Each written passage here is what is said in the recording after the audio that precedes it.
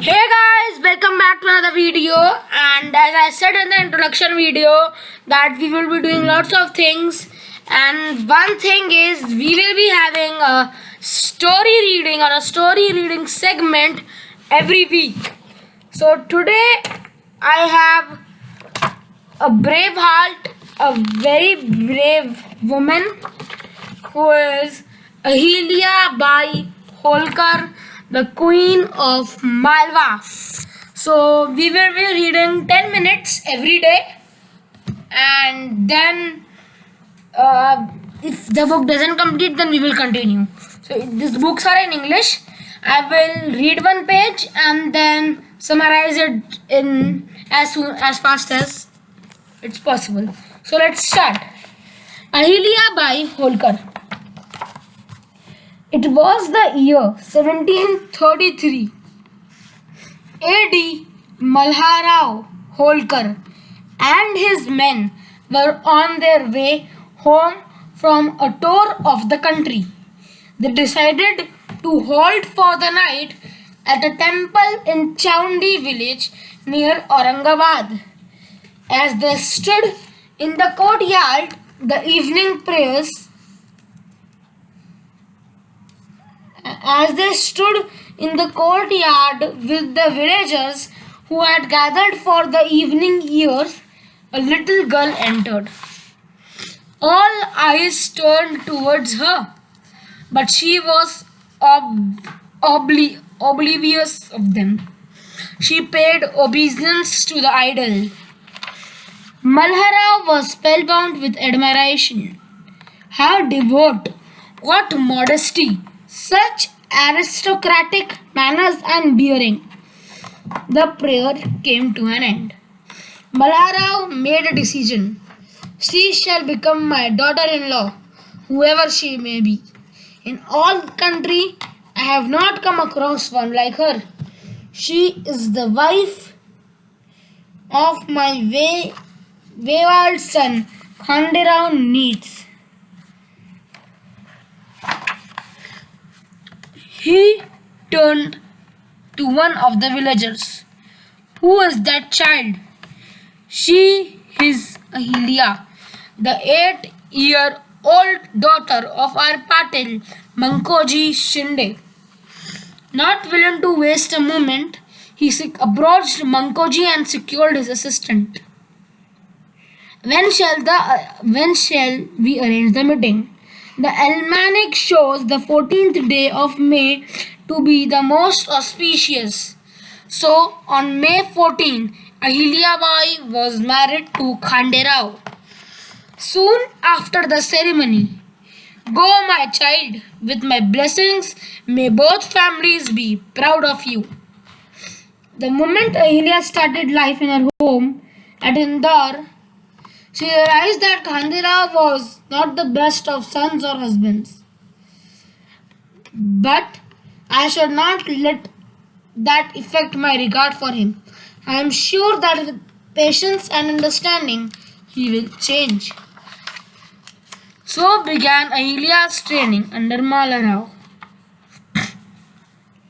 Ahilya was careful not to let her rearing estrange her from her husband instead. I must repeat all that I learn each day to my husband. Apart from that, she often told him stories from the epics and gently influenced his thinking. With her practice, she soon brought about a change in Khanderao. Ahilya has succeeded where I had failed. Khanderao has actually expressed a wish to join me in my campaigns.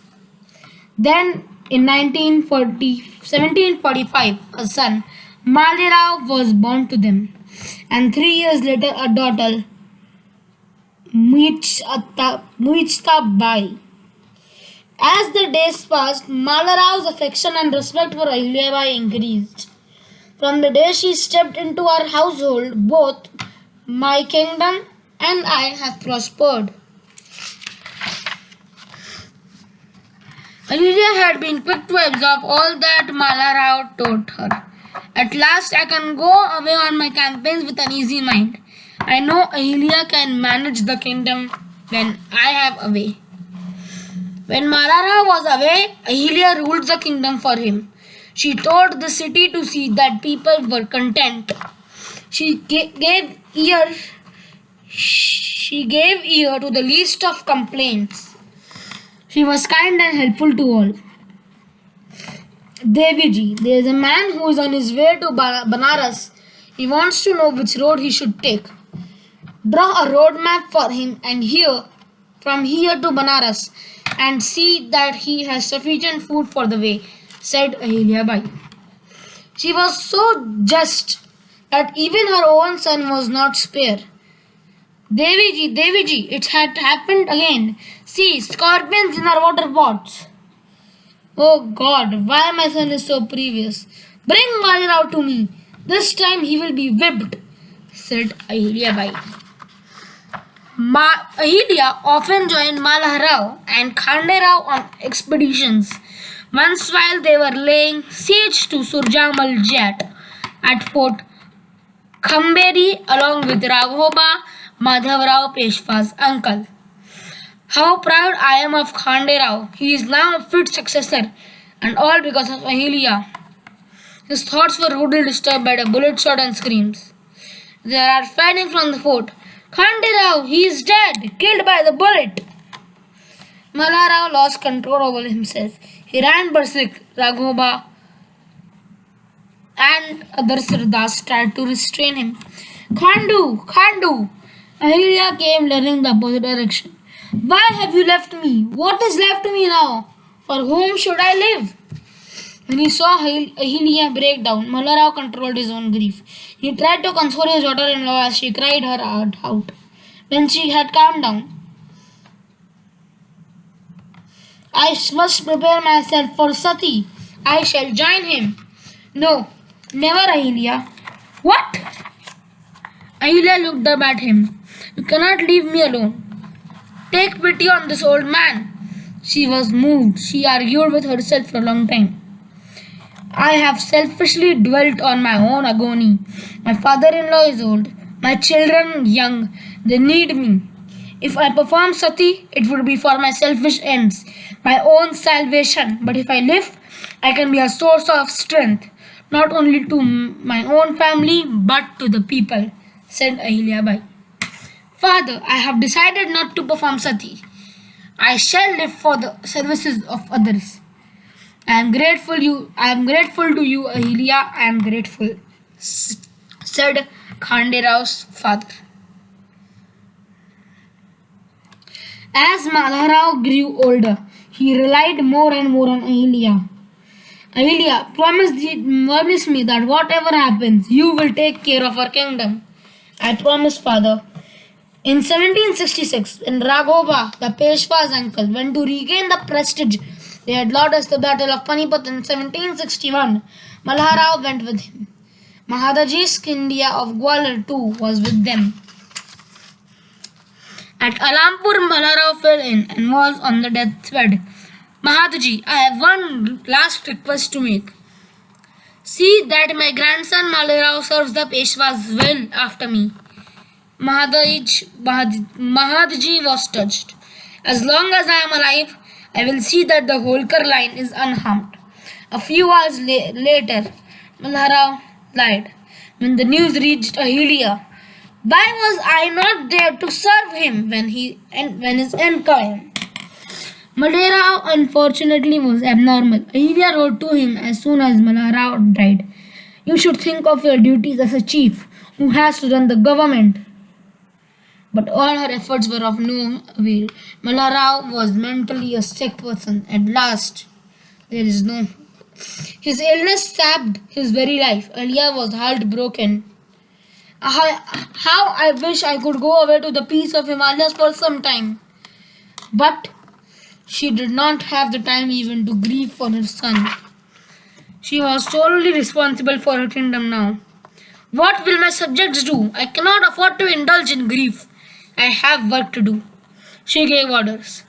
Let a chachri be constructed in memory of my son.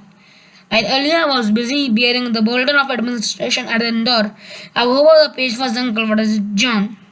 Raghobaji, Here's a personal message from Gangadhar Chandrachud. Give it to me. She gave orders. Give it to me, said the Peshwa's uncle Raghava. Gangadhar Chandrachud was a trusted dignitary of Indore.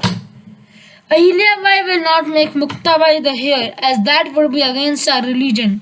This is a good opportunity for you to see that the Holkar kingdoms come directly under the Peshwas. I am here to obey your orders. So that's it from this video.